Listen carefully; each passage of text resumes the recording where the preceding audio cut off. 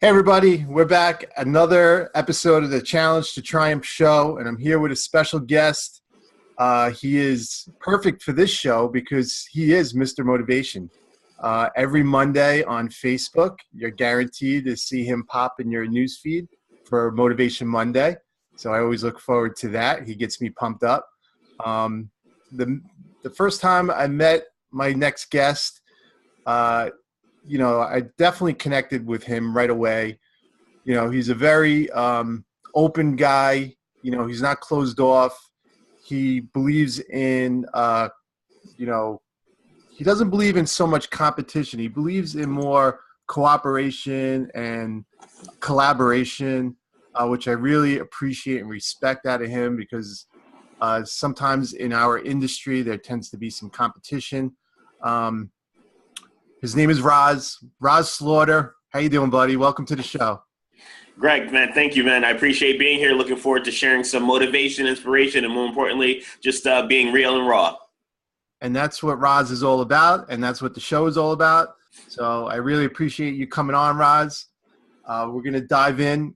So the first question I like to ask my guests is, what is one, maybe book, author, or person that has had a major influence on your life and where you are today? Great question. One person that has had a great influence on my life was my grandmother. She had probably the biggest impact on my life because she was born in Montgomery, Alabama in 1938, in a period of time where, African Americans were really just not equal people or equal humans. And when she moved up north to New York, she could have had a very kind of a very stinking thinking type mindset. And I lived in a very affluent area on Long Island. And when I moved here, all my friends were of Caucasian descent. All of them were very wealthy. She could have been angry and bitter. And she showed me what a man should be. He should always love humans, just treat people as they are, treat them for the character that they show up each and every day. And this was a woman who had no education, no reading, or no writing, but she always was very proud and very intelligent about how she went about life. And I learned from her, just being in her presence, to understand how to treat people and how to be a strong man. And so she's been someone who's been a role model and a leader to me. Outside of that, when we look at books, I have to say Tony Robbins and his books changed my life. When I had nothing, I could afford a book and a library card. I was able to go to the bookstore, pick up his book, and just learn from him and learn how to shift my thinking, because that was the key to my success over time and getting from where I was at a low point in my life where I felt really at a disadvantage towards everything and angry. And Tony's taught me this techniques and strategies to shift that thinking to being more positive. That's amazing, bro. It's in this day and age, it's kind of hard to believe that, obviously there's still people that are alive. Is your grandmother still alive today? No, she's not. She passed away 3 years ago. All right. I'm sorry. But it's amazing this day and age that, there are still people that went through a period of time back then where there was such segregation.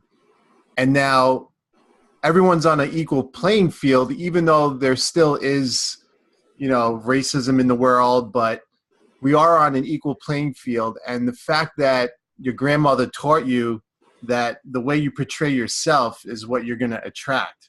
And that's pretty much what you ended up learning from Tony Robbins, how to change your mindset. So it's like your grandmother taught you that, but then you also got it cemented by Tony Robbins later on in life. Absolutely. When my grandma was teaching me it, I didn't know it.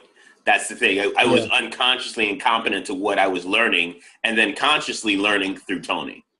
Right. That's awesome, man. So why don't we go back to a time in your life where, where you are going through a struggle, you were going through your challenges.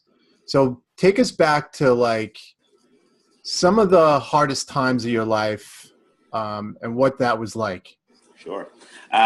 Some of the hardest times in my life were early on. I mean, my mother had me at 19 years old. And so she was a young woman. She's still a child herself.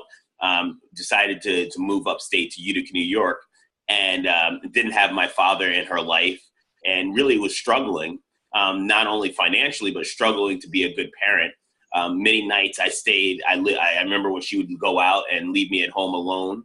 And the reason I remember this story is that I was telling my wife recently that there was a bar downstairs of the apartment that we lived in, and I could hear the music, and that would keep me up all night, but it was also scare a young child at 5 and 6 years old because of the noise and things. And those are those were ingrained, painful moments of being young, being left alone, feeling like you're not loved. And I had to really, as I grew, start to overcome that. And the key to my life today is forgiveness. I had to forgive my mother for all of those things that she put me through, seeing different men come into her life and leave and treat me like shit a lot of the times as well. So that was really early on. And then it led to having, challenges in school where I had reading challenges and math, and I just had learning disabilities that I didn't know. And the teachers and the school really didn't help me because they just wanted to push me through the system. And I was in the middle. So I wasn't at the level where I couldn't do anything, but I wasn't at the level that I could succeed and excel. And so when you're in the middle, you kind of fall through the cracks. And that was really one of the toughest times in my life, going through junior high and high school, because I didn't know what was going on. I didn't know that I couldn't pronunciate words, which stopped my comprehension and reading, which then made me not want to read. And it really made life difficult. Rahz, where did you grow up? So I grew up upstate Utica, New York. Then I moved to Long Island and when I was in the 7th grade. So The 7th grade I moved to, which was a blessing. Luckily, my grandmother had an apartment on Long Island, and it was in the area that I got to go to a great school and start to expand my mind. And I ran into a buddy of mine, a friend of mine, and I remember telling this story often. I went to his house the first time, and we're driving and we drive up this long driveway, and this gate opens up, and we pull in, and I look over to my right, and I see a Lamborghini Countach, and I see a Ferrari Testarossa, and I see a Porsche 911, and I'm like, wow, what is this? And I'd never seen these cars in real life. They were always on TV or on a poster. And I'm like, what does your dad do? And he goes, he's a businessman. And I knew right away that I had to be in business for myself. Yeah, right. So it sounds like your grandmother kind of raised you. Absolutely. Right? Yeah. Absolutely. From the age of pretty much 13 till when she passed away 3 years ago. Okay. And your dad wasn't in the picture? No, I never met my father. In 1986, he was shot and killed by his brother in Charlotte, North Carolina. So The only thing I knew of him was that he had a sister that lived on Long Island, but I've never seen a picture to this day. Never met any of that side of the family. And I don't feel the need to. I don't have any pain or anger towards him either. I've learned to release that, because the person who, if I hang on to that pain, I'm the one carrying the burden. No one else is. Yeah, exactly. Sounds like your grandmother did an awesome job raising you. She had quite an influence on you, huh? So she taught you about forgiveness, and she taught me everything that you need to know that you can't find in a book, or, you have to really experience. And the way you experience is by seeing someone show up and actually walk their talk. She didn't tell you, she didn't say just be nice to people at home or at church. She actually was nice to people in the grocery store. She held the door for 12 people to walk through. She was the type of person that would do things for people and didn't expect anything in return. I mean, our apartment we grew up in, it was a 1-bedroom apartment that was nothing close to luxury, but anybody that came into town that needed a place to stay, she'd find a place on the floor. She'd give them some bedding, and she'd give them a meal. And that was her way of saying, hey, I'm always going to have an open door for people. Yeah. I mean, it's, sometimes it's easier said than done to not feel a certain level of anger and resentment. And it sounds like you really were able to totally overcome that. How do you overcome, if somebody has wronged you, someone that's close to you, How do you feel like the best way is to move forward from something like that? The best way to move forward is it's acknowledge. First thing, you have to acknowledge what the circumstances or situation was that happened. And then you got to realize is that you are creating, it's your perception of what really happened that you're creating in your mindset. So a lot of times it's actually worse than it actually was. And then once you realize, okay, this is what happened, this is the facts, and this is what I think happened, you have to ask yourself, is that really what happened? And there's a great book by Byron Katie called The Four Questions. And the reason I say that is because a lot of times we create the situation and make it worse than it is. And it's not that bad. Like, oh, my father hated me. Is that a fact? Maybe he was just, my mother and him just didn't get along and he had to move on.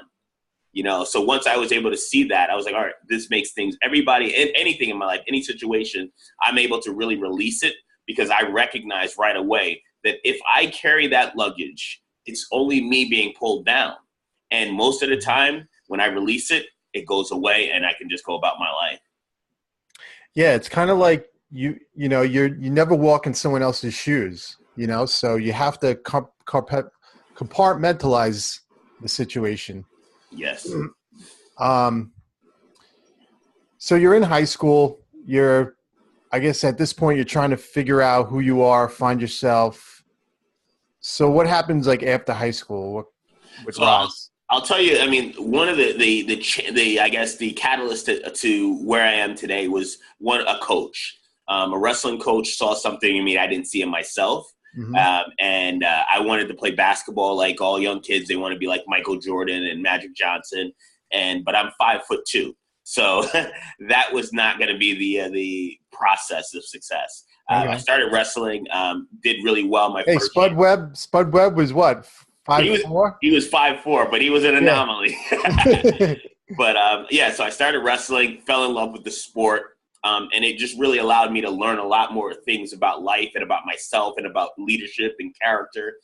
Went on to wrestle in high school, then my first 2 years in college, and really just that was the catalyst for me to figure out meeting my friends and finding myself. I found confidence through wrestling because I was able to find a sport that I could excel at, that was an individual sport that didn't require me to feel bad about my disability.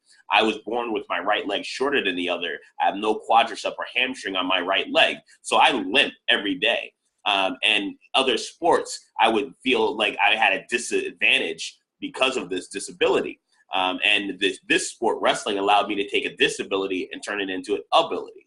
And it was great. And it really, I still attribute a lot of my success to wrestling and the things that I learned on the mat, because when you're on one-on-one combat, you have to learn about yourself. You got to learn when you're going to give up, when you're going to persevere, or when you're going to you're going to dig deep and find that next level. In many of matches, I had to dig deep and find that next level and say, do I want to quit right now, or do I want to win? And I want to win, and I want to win more than I want to quit and keep going. Wow, Rahz, that's awesome, man. Like the fact that you were able to find a sport where you could take your disability and still leverage that.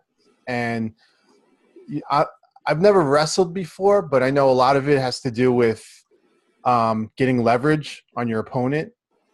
So I'd like to learn a little bit about like how you did that, like using, how did you leverage yourself where you were able to actually like dominate your opponents? Sure. So, I mean, the number one thing is it was my stance. And because most people didn't realize that I stood with my left foot forward, so I had to shoot off that left foot in order to attack.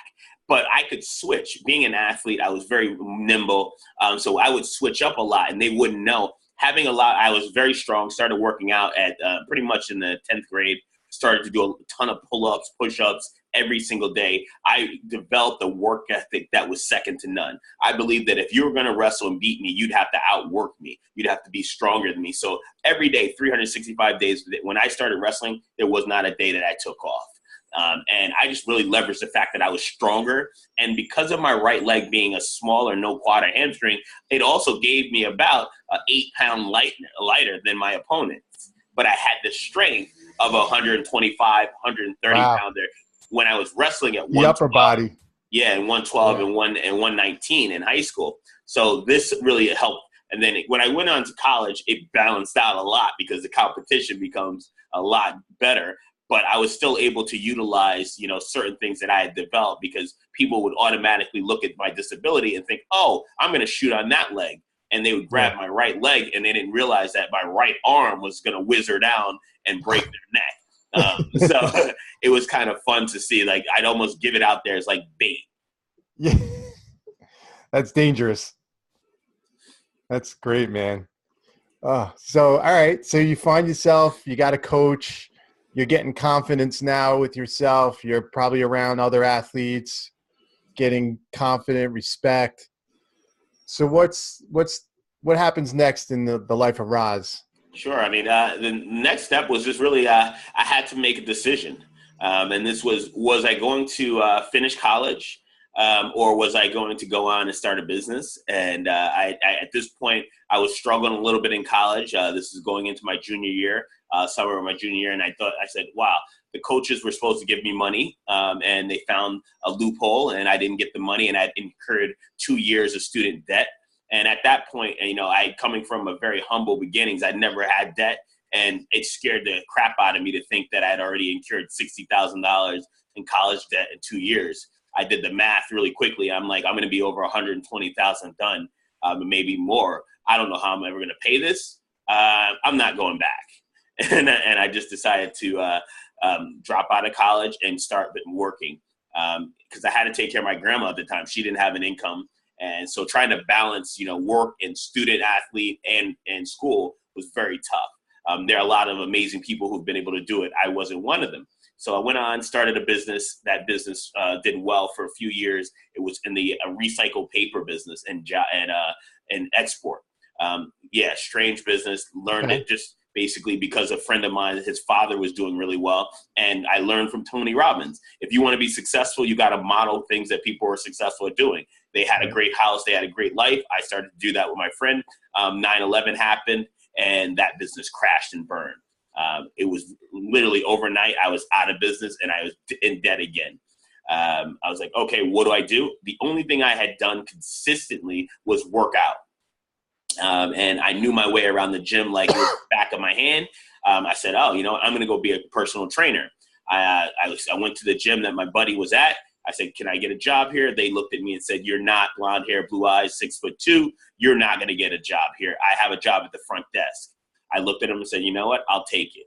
Why? Because if you have an opportunity if someone opens the door, you have to kick that thing in. And I felt like, if you let me in, I'll do fine. Within a short period of time, I met all the members, memorized their names, created great relationships. And I was like, hey, I'm working out. They were talking to me on the floor. And the guy was like, wow, this guy already has clients here. And he's not even training. He's not a trainer. He gave me the job. He let me in. And that rest is history. I went on to work as a personal trainer manager for New York Sports Club, Equinox Crunch. And then I had my Jerry Maguire moment in 2007. I think like anyone that owns a fitness business, I think has gone through that journey. You know what I mean? Where like you get the job at the gym, and then like all of a sudden you're, you're the most busiest trainer in the gym. Then you're a manager, and then it's time to quit and go out on your own. Yeah. But it's interesting about, I don't want to dive too deep into the whole college thing, but it's a big topic right now. Like, I feel like our society, our country mostly, it's like a big push for kids to go right to college after high school. And, with talking to so many entrepreneurs and business owners, it really makes you think about like, is that the best option right away after high school? Because like, who really knows unless you really have a clear plan on what you want to do right after high school. Like, I want to become a doctor. I want to become a lawyer. It could be a costly trap to go the college route, whereas you can really start to develop yourself early on as a business owner. What is your feeling on that, Rahz? I mean, obviously you have your own personal experience. Yeah, man, I'm a big proponent in on the job experience. So I think that and having a young man who's entering into that, he's 18. He's going to be going into the Coast Guard this year. So I had a lot of hands-on experience in walking him through the college process. And I could tell you that being a family in the middle class, it's not fun because it's not like school and college is a freaking business. And that's what it is. It's not about education. It's about making a lot of money for some intuition. That's my personal opinion. And I don't believe that school's for everyone. I definitely don't think that every kid who is graduating this year should go to college, because some of them aren't cut out for college. Some of them are cut out for trade school. Some of them are cut out to be a mechanic, and they're technicians. Some of them are really smart and intelligent, and they can go on the engineering and thing. And those are the ones that should go and invest in college, because college right now, when a kid's going to come out of college and owe $100,000-$200,000, that puts them, 15 to 20 years in debt. Right. I mean, that that debt, if you, as an adult, we all know how much pressure that puts on someone. So why are we putting kids through that? I don't think that's right. I think they should because a lot of kids are going to go to college, hang out, get drunk, party, wake up 2 semesters, 3 years in, and then go, oh, now I want to get serious. Why not let them get some life experiences first, their first 2 years out of high school, work, and then decide, when they're 20, 21, here's what I want to do. Now I got some experience. I got it out of my system. I'm no longer under my parents' belt, per se. That's my personal opinion. I think that you can learn more. If I had the opportunity to mentor under a business owner at 18 to 25, I would have did it for free, knowing what I know today. Because I know that what I've had to acquire through actually being a business owner over the last 10 years has given me the slight edge to help my children. Yeah, I 100% agree with you, man.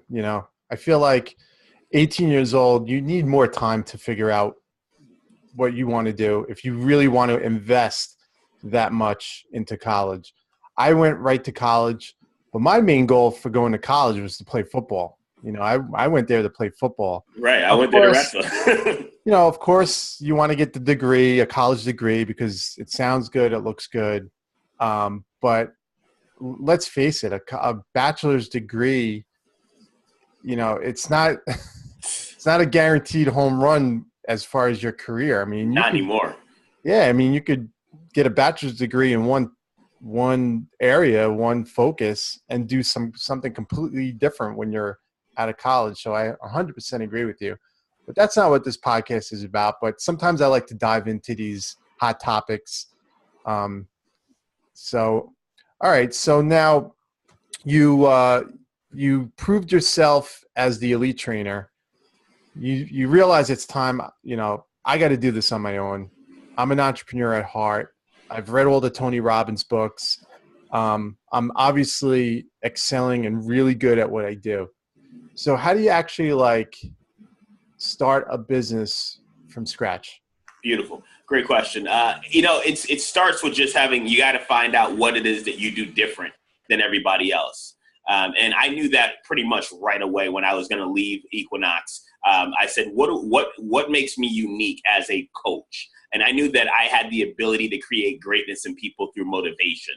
And I inspired them because I held them accountable to their goals. And I told them what they needed to hear, not what they wanted to hear. See, I wasn't a cheerleader as a coach. I was someone who was going to get in your face and say, hey, you signed up with me. You invested in yourself. Let's get the damn job done. And people like that. And I would attract clients who were more the A-type personalities, the entrepreneurs early on in my career. And that sparked, I saw it and I was like, okay, how do I keep building off of this? And I attracted more. And one of my superpowers was my ability to create relationships and network. And when you're able to create a relationship, I had no problem getting new clients, because if I was working with you, Greg, I was getting you great results, but throughout the process, I was seeding, oh yeah, I'm looking for more people like you. I love working with people like you. You're amazing. And you were automatically like, hey, you're getting great results. What are you going to do? You're going to tell your friends and your family and your coworkers about what you're doing. And they're going to ask anyways, because you're coming in jacked up from your training sessions and all the things that I wasn't just an average rep counter. I was giving my clients, books to read and inspiration and ways to shift their thinking. So I was more than just a personal trainer to them. And when you are more than that, then people will start to see you and say, oh, this is someone who's an expert, and I want to talk about them outside of the gym. Yeah, exactly. I love that, man. You're helping people not with just their fitness, but you're really changing their life in general and their whole way of thinking. It's the only way to go if you really want to excel in this industry. So when did you open up your first actual brick and mortar business? So I launched in 2008, January 2008. It was the first day I took on my first client. First month out the gate, I wound up having left Equinox, and a few of my clients came with me. I had my first $10,000 month, and I felt like I'd hit the lottery. You got to realize that my humble beginnings, I never made more than $25,000 in a year at that point from training. And so it was a lot of money. I got excited. I was an independent contractor. I was working out of someone else's gym at the time. But I ran it like a business. It wasn't a hobby. I did the things that a business owner did right from the gate. I hired an accountant. I got incorporated. I got my business in line because I had the future in mind at day one, that this wasn't just going to be me as a one-man show. I was going to build it into a brand and a business that I would be able to have a team and I could grow. Within a short period of time, I wound up in spending, my rent at that location was about $2,500 a month. I had an aha moment. If I'm giving this guy $2,500 a month, I probably could have my own studio where I could really build something that was unique to me. And I wasn't just another trainer running around with a bunch of trainers. So my business partner, Greg, and I started looking around, and we're like, oh, we found a location. Let's go into and let's do this. And within 2 years, we opened our first studio. And that was called Metaburn Fitness. Yeah, I have a very similar path as you. I worked at the big corporate gym, quit that job. I went to a independent gym, paid him a rent to run my personal training business out of his gym. I wasn't paying him $2,500 a month. That's crazy for independent. Dude, he was paying. I was charged. So it was by session. So like we paid by session. Okay, yeah. See, I capped it off. So I said it's going to stop at this level. But anyway, similar to you, was paying the independent gym owner, and then finally found a location similar to you, a personal training studio. So yeah, that seems to be like the progression. So then you ended up obviously excelling in that location because you ended up opening another location, right? Yeah. So, I mean, we went through the process. I mean, like any other new business owner, we tried to follow the trends for a while. And I followed some coaches and I listened to what they were telling me to do. They weren't from my market. They didn't know my clients. And we almost died, literally. I mean, I was going to just say, I'm like, there's a good progression, but then there's always a setback. Oh, so yeah. I want to also hear about the setbacks. Exactly. And this is where the lessons were for if anyone's watching. I mean, we can all talk about how great we are and how much we've earned, but I had $300 in my account after 2.5 years in the business. And Greg and I have a team of 6 trainers, and we got to make payroll. And we never miss payroll, so we had to figure out what are we going to do. And we had a man up moment. We had to bring our trainers in and we had to look them in the eye and release them. And that was the toughest moment. I get chills just thinking about it because they weren't like just people who work for me. They were my family. They were my friends. And we had to change our business model at that time because we were doing everyone said you have to have a boot camp. You have to be leveraged. Your time is leverage. You can make $400 an hour and only open. And that wasn't my market here on Long Island. That was the market in other places in the country that it was working. What worked here was one-on-one, high-end personal training because our clientele, that's what they wanted. And because I wasn't giving them that, they were going elsewhere to get it. So when I switched our model, we started to attract our ideal client. We had to niche down what I call specialize now. And once we started to specialize, we started to get some more traction. Mm-hmm. And then we dropped down to about $160,000 in a year as a business, and we were running a huge facility now, paying rent for office space and things. And I had to have my salary and my business partner's salary. So that's not a lot of money to live on Long Island. And we decided right away, okay, what are we going to do? We're going to get back in the trenches. Greg and I went back full blown. We're training everybody. We were taking on clients and just busting our hump. And within 6 months, we had rebuilt and went and then we were flying. That next year from 168, we did 240 the next year.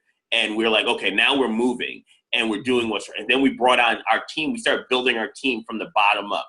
And we wanted to teach the guys, okay, here's how you train. Here's how you become a great coach. Here's what you have to have vision. And we always had vision that if any of our coaches wanted to be an owner, that they could be an owner with us. We had a true philosophy that there was a leader without a title. So I wasn't an owner. I was a team member.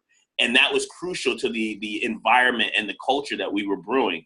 And then next, we had 2, 3, 4 trainers. Then we opened our second location. And we opened our second location with a $25,000 a month right out the gate. It was just amazing. And it was all through an energy, and we were doing something that was unique and different.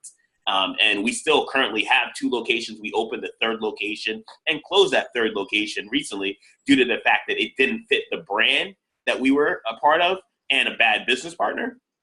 But what we do is in everything that you have, every lesson or every obstacle, there's a lesson. And the lesson was, we know that partnerships work. You just have to make sure that they're going to work with the right people. Right. I've gone down that road as well. So I know exactly what you're talking about. But you didn't let it bring you down. You know what I mean? It's like a lesson learned instead of a failure. Which I love hearing that. And I love the fact that you built a culture around, you have an opportunity here to partner with us. You know what I mean? Like, so I know in the personal training world and that business, it tends to be somewhat ego driven. So when you do finally bring somebody up that starts to excel, there is always this wonder and this fear if they're going to want to start their own thing and take business out of your business. So I think having that mindset from the beginning that, no, you have an opportunity to possibly create your business with us is a great route to go, and I'm sure there's a lot more to that as well. For sure. I mean, one of the things is that I was a firm believer that, we knew what we've done. You've done it, and I know you personally. So that's our evolution. I never wanted to handcuff anybody and tell them that they had to work for me forever, because you couldn't have done that to me or you. You couldn't cage someone who needed to fly. So what I would do is my entire team, and we have guys now that have gone on, and I've helped them start their own independent business, and they're growing due to the fact that I said, hey, ask me anything. I'm an open book. I'm not going to hide anything. But what I will tell you is that I'm a loyal person to my grave, but I only allow you to screw me once. Fool me once, shame on you. Fool me twice, shame on me. And I said, do not ever cross me, and I'll share and teach you everything. Don't steal my clients. Don't try to undercut me, because that's not the way to go. I'm going to tell you everything that I've done, the mistakes I've made, and I'll help you excel in your own business if that's what you want. And because of that philosophy, we've not been really hurt a lot in that sense. We've had one trainer go and try to start his own boot camp, which was totally fine with me because I don't do boot camps. Yeah, you know what? It's good that you're saying this, because I remember when boot camps started getting popular, and for anyone that's listening that doesn't understand what the boot camp model is, it's basically you're with a personal trainer in a large group setting. So they call them boot camps. And I remember when they started getting popular, all the top fitness business coaches were saying, personal training is dead. Do not do personal training. You're only trading dollars for time, and you're not getting. You only have one person paying for that whole half hour or hour, and like I came from that personal training background, and I kept saying to myself, why are they teaching this when there's so many people that need that one-on-one attention, that want that one-on-one attention, and they're willing to pay for it? On top of that, it doesn't necessarily mean you have to do all the the one-on-one training sessions. So why not offer that? And whereas like, yes, you could probably make more money with a boot camp in that 1 hour. So if you have 20 people paying whatever, $15 a session, yeah, maybe for that 1 hour, you're making more. However, it's going to require a much larger space, whereas you could have 5 trainers in a smaller space doing one-on-one sessions, making a larger chunk for that hour. So I remember that transition where they were trying to tell you, don't do it, don't do it. And I wouldn't come out of that. So I like the fact that you stuck to what you knew you were good at and what worked for you. And we tried it, and it just didn't work for us. I did not like to have my doors open. That was just like, see, you have to know what your business model is and what your lifestyle that you want to create. I like to own my time. My calendar is mine. So like when you say there's going to be a 5:30 a.m. boot camp, there's going to be a 9 a.m. boot camp, there's going to be a 2 and then a 7:30 p.m., whether anyone shows up or not, you have to show up. I can say if my client at 7 cancels, I don't got to go to the gym. There's times, the way we have our studios now, from 5:30 to 12 in the afternoon, we're open and we're rocking and rolling. I close from 12 to 4. We don't book a lot of clients. Why? Because it's such a dead time in my market that it would be a waste of time to have an admin or anybody sitting in my gym, me running my air conditioner and stuff like that. You, as an entrepreneur, you have to find out what works for your market. You can't be a copycat business owner. You have to find out, do your due diligence and know your market. And that's how you're going to be successful. And when we figured this model out, it works. Like you were saying, all of the gurus are going saying, you have to do this, you have to do this. What I saw is I don't like a headache. See, I know if I charge $100 per session and I have 5 clients and I do 5 in a day, I just made $500, but I only had to work 5 hours. That is a lot. If I had to make $500 and work with 25 people, that's 25 personalities. That's 25 customers or clients that I had to deal with, complaints and things like that, and credit cards. I only had to do 5. That's the numbers don't always work out the same way that when you write it out on paper. It's interesting. You know, owning a fitness business, a gym, personal training, boot camp, whatever you own, it's like there's a lower barrier to entry because most of the independent gyms are owned by personal trainers, you know, so you don't have to go to college. You don't have to, whatever, you could get into the business. But it is a very challenging and you have to be careful when you're starting a fitness business, a brick and mortar gym. I mean, I think a lot of trainers don't realize like it's very complex. Like me and you were talking about different models, different ways of doing it to save money, to make. So it's a very complex model. It's not simple. And you go into it thinking it's simple. Say, oh, we just need members and clients and we need trainers. That's it. So Rahz, how do you protect yourself? How would, like, if there's some personal trainers or fitness business people listening right now, how do you go about protecting yourself? Because let's face it, in that industry, there tends to be people that jump around that want to, you know, they feel like, well, I'm doing it here, I could do it on my own. So how do you protect yourself? There's several ways. You have to have a team. You got to do your homework. And when I say do your homework, you have to figure out what on a legal side do you need to protect yourself. We have non-competes. We have certain things trademarked like Metaburn Fitness, my brand, my colors. I have a unique color that I paint my walls.